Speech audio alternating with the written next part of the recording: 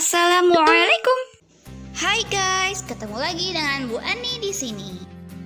Untuk kesempatan hari ini kita akan membahas tentang perpindahan panas. Panas dan perpindahannya. Untuk materi kali ini kita akan belajar tentang panas atau kalor dan macam-macam perpindahan panas.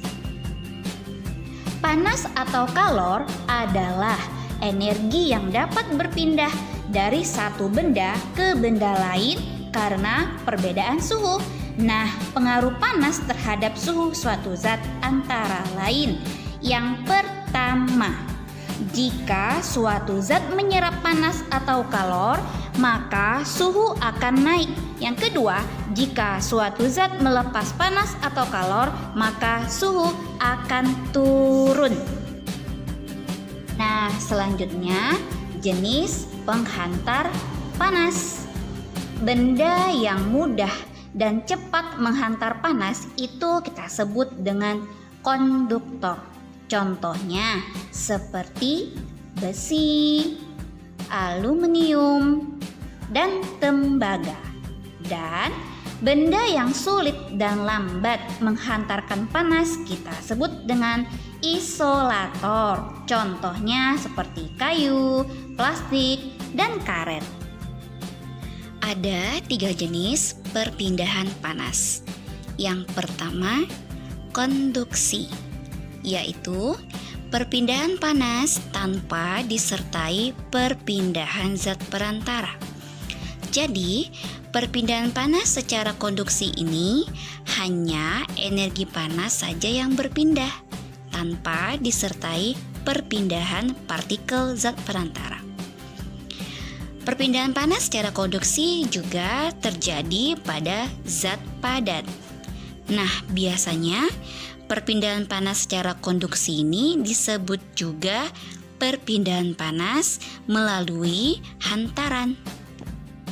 Beberapa contoh peristiwa perpindahan panas secara konduksi dalam kehidupan kita sehari-hari. Pertama, setrika listrik. Panas akan berpindah dari bagian logam bagian bawah setrika yang merupakan sebagai konduktor. Yang kedua, mengaduk kopi panas dengan menggunakan sendok logam. Nah, di sini panas akan berpindah dari air ke seluruh bagian sendok. Yang ketiga, memanaskan mentega. Panas dari api akan berpindah ke mentega melalui wajan yang terbuat dari logam. Kedua, konveksi. Konveksi adalah perpindahan panas disertai perpindahan partikel zat perantara. Jadi, pada konveksi tidak hanya energi panas saja yang berpindah, melainkan terjadi juga perpindahan partikel zat perantara.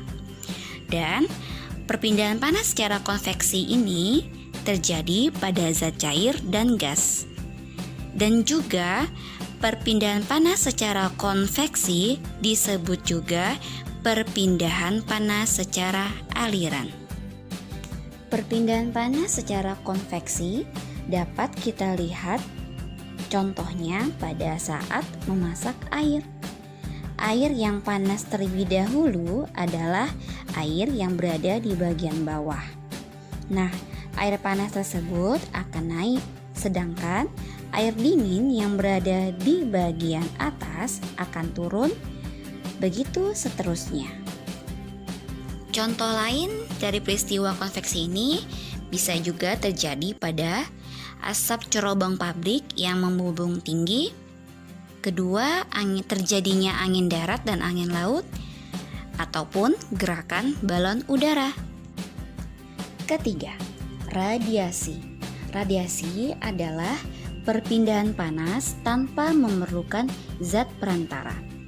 Contohnya, panas matahari yang bisa sampai ke bumi meskipun antara matahari dan bumi terdapat ruang hampa yang tidak dapat menghantarkan panas.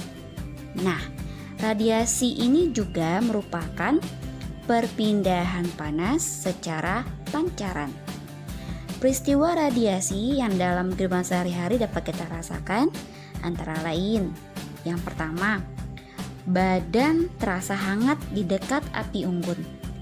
Panas dari api berpindah secara pancaran. Yang kedua, pakaian menjadi kering ketika dijemur di bawah terik matahari. Dan yang ketiga, menetaskan telur unggas dengan lampu. Jadi, ada 3 jenis perpindahan panas. 1. Secara konduksi, kedua konveksi, dan ketiga radiasi. Pengaruh kalor terhadap wujud benda dan perubahannya. Masihkah kamu ingat tentang berbagai wujud benda? Berdasarkan wujudnya, benda dapat dibedakan menjadi benda padat, benda cair, dan benda gas. Ketika suatu benda menerima panas atau kalor dari lingkungan, benda tersebut dapat mengalami perubahan wujud. Sebaliknya, benda juga dapat melepaskan panas atau kalor ke lingkungan sehingga mengalami perubahan wujud. Nah, sekarang perhatikan diagram perubahan wujud benda berikut dengan cermat ya. Di sini ada 2 tanda panah warna merah dan tanda panah berwarna abu-abu. Tanda panah yang berwarna merah berarti perubahan wujud benda karena menerima kalor atau panas. Dan tanda panah berwarna abu-abu berarti perubahan wujud benda karena melepaskan kalor atau panas. Sekarang kita bahas satu persatu. Pertama, perubahan wujud benda karena menerima kalor. 1. Mencair.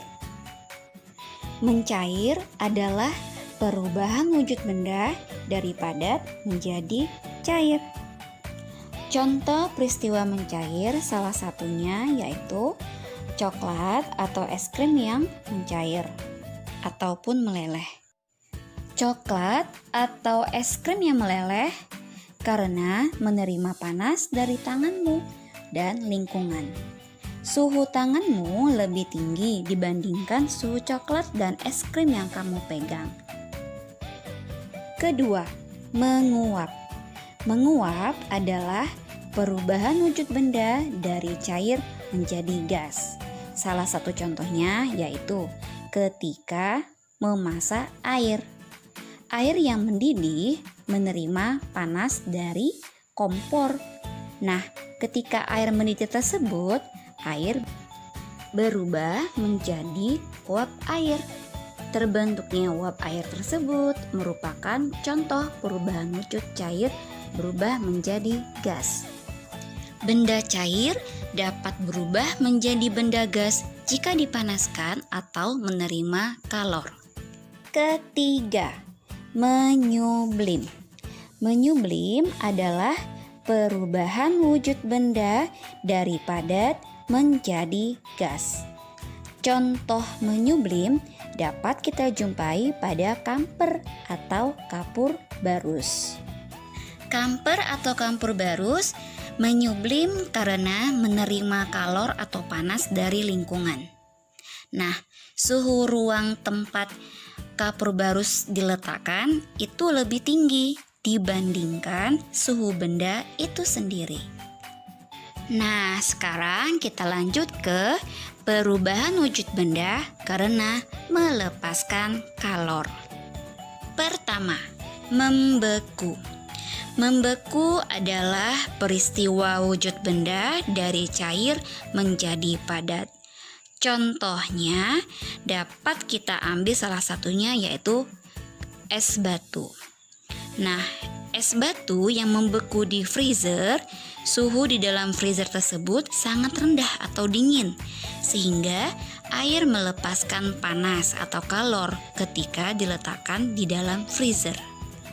Ketika air melepaskan kalor atau panas ke lingkungan, air yang semula berwujud cair akan berubah wujud menjadi es yang berwujud padat.